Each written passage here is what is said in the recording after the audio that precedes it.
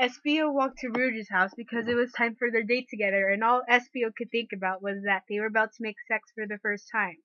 Espio looked at the computer and read about what to do and what the right words were so he would know how it works and how to say it right so no one would make fun of him. It was Rouge's house he was at now, and it was in front of him.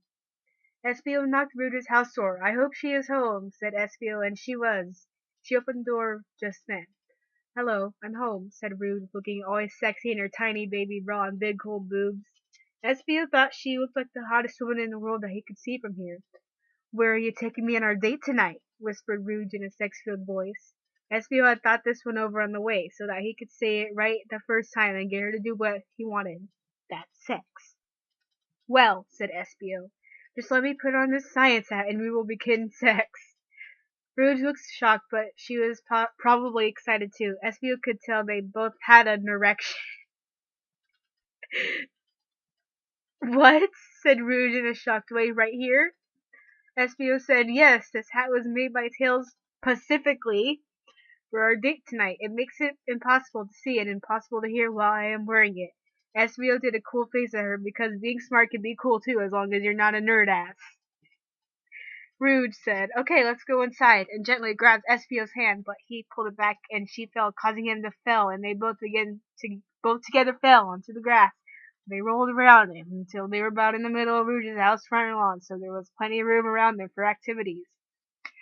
"No," said Espio, "I want to make sex in you right here," and Espio put on the invisibility hat so nobody could see or hear them, and a whole new world of possibilities were optioned to them so they could do sex in whatever way they wanted, and it was time to start sex right now. Espio revealed his penis to Rouge, who looked at it. Rouge said, "Cool," and took out her vagina. Espio's penis was really big from looking at Rouge like when he is in church and it's so boring, but you could just get a boner anyway. Rouge's vagina looked like a surprise ghost. Espio's penis approached Rouge like a plane flying down at the airport, but instead of being full of businessmen, it was full of Espio's creamy Italian salad dressing. "Here it comes," cried Espio, ramming his mauve Avenger into Rouge's vagina spot. Rouge screamed sex noises, and Espio messed around with her boobs and face like she was the X-Men arcade game. Espio slapped his big awesome penis from side to side in her vagina like a hot dog windshield wiper, and Rouge was ripping grass from the lawn.